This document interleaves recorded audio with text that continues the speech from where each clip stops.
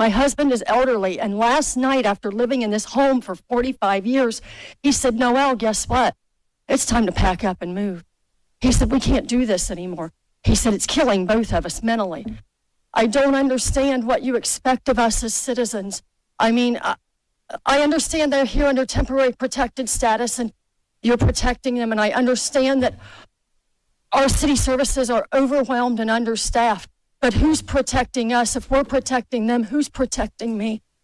I want out of this town. I am sorry. Please give me a reason to stay. You guys are just sitting up there and suicide. Like, I really challenge you guys to get out here and do something. These Haitians are running into trash cans. I'm angry that my friends and family are packing up and moving away. I'm angry that foreigners are using up the resources that were set up for the Americans that reside here. I'm angry that another country's flag was being flown in our city. I'm angry when I see our businesses and recreational areas littered with garbage left by people that do not know or understand our laws and culture and are making no attempt to learn about them. And let me be clear, this is not about race. This is about people being given the privilege of coming here from another country and having no respect for our people, our land, or our life's work. All right, guys, so we got to talk about a pretty wild story out of Springfield, Ohio, involving the residents who are upset, okay, to the point where they went to city council complaining about Haitian migrants allegedly eating wildlife and pets. Now, these rumors are rumors that have spread on social media, and there's some stories out there about Haitian migrants beheading ducks and eating them, right? Getting ducks at parks and stuff like that. Now, the mainstream liberal media says that these claims are unfounded in the sense that there's no proof to back up these claims, although the residents are saying that this is what is happening. At the very least, what they're saying is that the Haitian migrants are causing problems because they're not assimilating, right? And there are other weird stories that went viral as well too. And because of all this, this is now a national conversation, okay, to the point where the politicians are currently talking about this issue in Congress. And you had Eric Swalwell, okay, who's a Democrat that was allegedly banging a Chinese spy. Okay, he likes to put white sauce in his lo mein, apparently, but this guy had a full-blown meltdown on the congressional floor over memes. Yes, memes that are being made in response to what is happening in Springfield, Ohio. And it's probably one of the funniest things that I've seen happen in Congress in a long time. Take a look. What in the hell is this? The chairman tweets, protect our ducks and kittens in Ohio because he goes down some crazy rabbit hole, completely debunked that aliens are eating pets? My God. Are you okay, Mr. Chairman? Because last year, for a very long time, you tweeted and promoted Kanye West as he was calling for genocide against the Jews, and you kept it up. And now, when we have victims coming here, you're tweeting this nonsense. I don't know why you would do this. I hope you're okay. I don't know if the aliens who are eating your ducks are in the room with us right now, but Mr. Chairman, this is a serious issue. These people have loved ones who have been lost, and you tweeted this. Yeah, so you see that, you heard that, okay? Eric Swalwell having a full-blown meltdown over a meme, okay? Save the ducks, save the cats, right? A full-blown meltdown. Now, these are the same people who had no problem with all of the memes about J.D. Vance effing a couch, right? Even though that's not true, right? The memes were tweeted out there, okay? They were smearing J.D. Vance as a couch effer, okay? Even though it wasn't true at all, right? But they didn't give a damn, right? Apparently, that was fair game, right? That was totally fine. That was totally okay, okay? But if you put out a meme in response to what is happening in Springfield, Ohio, where you have some people putting out these reports, if you talk about voting for Trump to save the ducks and the kittens, okay, apparently that's a problem, right? That's a big problem. Again, it's just funny how that works. This was how the GOP responded to Eric Swalwell boohoo whining and crying. Take a look. The truth is Tens of thousands of Americans are being killed by fentanyl, and you know it. I don't have to repeat all the testimony that you all gave. And that drug flows freely through our borders. The truth is, in Aurora, Colorado, gangs of Venezuelans are taking over apartment buildings and extorting rent from people. Think how scared those people are. They're having to pay them money so that they can live safely in their own home. The truth is, in Ohio, Haitian migrants are beheading the ducks in public parks. And yes, it's weird. It is weird. But we didn't bring that weirdness here. We didn't bring that distorted behavior here. But it's forced on a small town in Ohio when 30,000 illegals have been pushed upon them by the federal government. The truth is that Kamala Harris and Joe Biden let these people in. You all remember when the administration changed and they had T-shirts on at the other side of the border, Kamala Harris T-shirts and Joe Biden T-shirts. There was a reason for that. It is tell the truth time for a change. Yeah, so I really don't know if the rumors about the Haitians in Springfield are true in regards to them eating ducks, okay? I don't know at all, okay? But what I do know is that there are some stories, like, for example, the Venezuelan gang taking over the apartments in Aurora, Colorado, that turned out to be true, although the police said that it was false, right? They kept saying, no, this is misinformation. It's false. This is not happening, because they don't want to acknowledge reality, because reality hurts Democrats, right? It hurts the left, especially when it comes to this issue of immigration, right? So the powers that be try to pretend as if it's not happening when it is happening, okay? I mean, it was so clear that it was happening that even TYT had to acknowledge that, yeah, this definitely is happening in Aurora, Colorado. In response to that law firm's report about the gang violence, basically the Aurora Police Department provided confirmation. In fact, they had their own reporting on this, and their own reporting fell in line with what this law firm was saying. So for instance, an officer reported responding to a call from a house cleaner at Whispering Pines. He said she told the police she was threatened that she needed to give up the keys to the vacant apartments at the Whispering Pine apartment so that a group of Venezuelans could move people into the Whispering Pine apartments. The officer reported, quote, suspects left, but not before warning her to comply or else they would kill her or her family.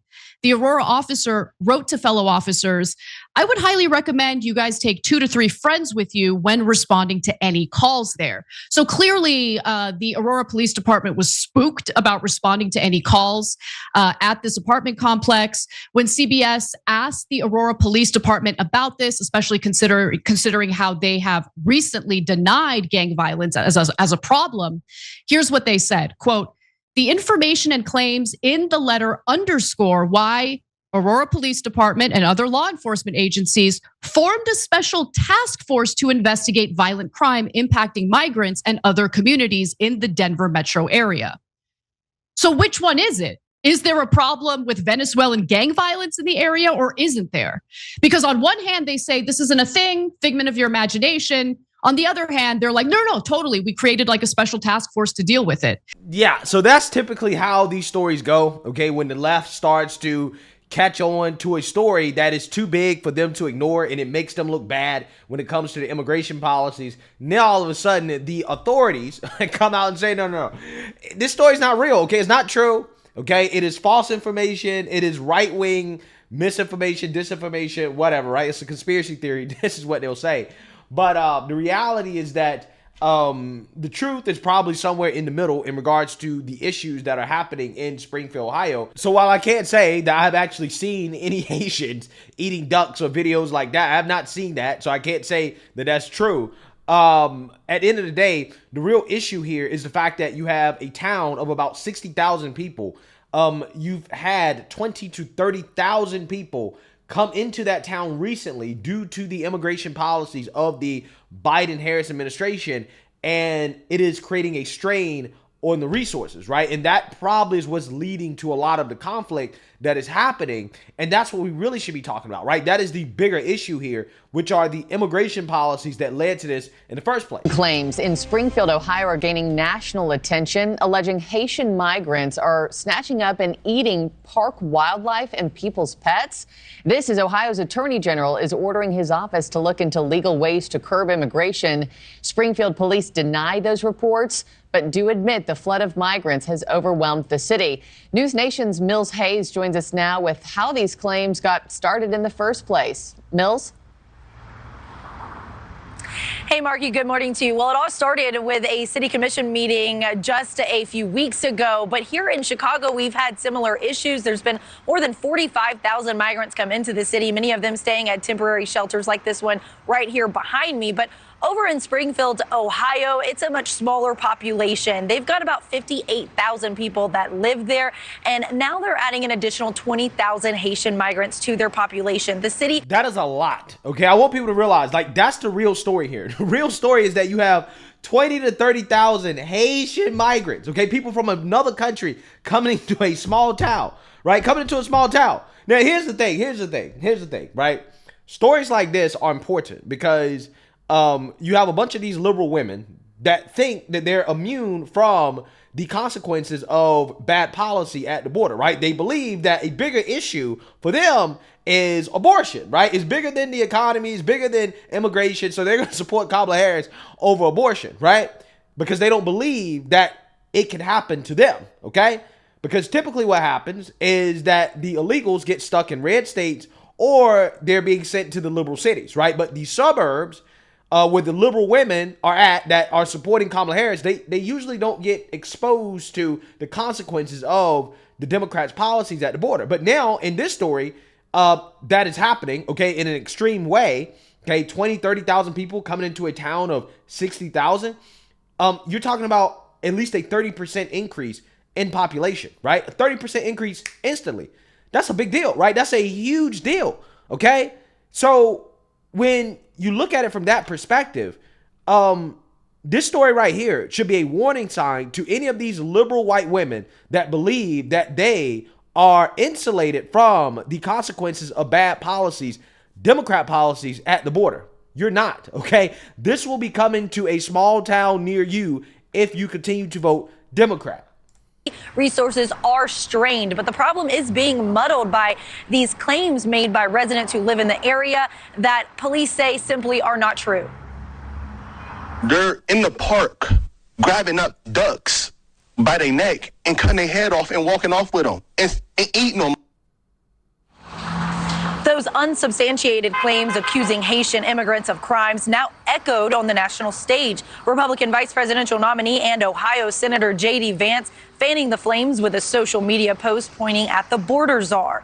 And then there's this post on X from the House Judiciary Committee, Protect Our Ducks and Kittens in Ohio. But city officials are rejecting the allegations, saying that there have been no credible reports or specific claims of pets being harmed, injured, or abused by individuals within the immigrant community. Now, here's the thing. Again, I don't know if it's happening, but what I do know is that a lot of times the media will distort reality, okay? They will distort the truth in order to fit a narrative. You guys remember the Haitians at the border, and they were claiming that the Border Patrol agents were whipping the Haitians, right? They were whipping them, even though they weren't actually whipping the Haitians, but they came out here and said they were, right? Kamala Harris came out here and pushed that misinformation, okay? The point, again, is that I don't know if this story is true or not.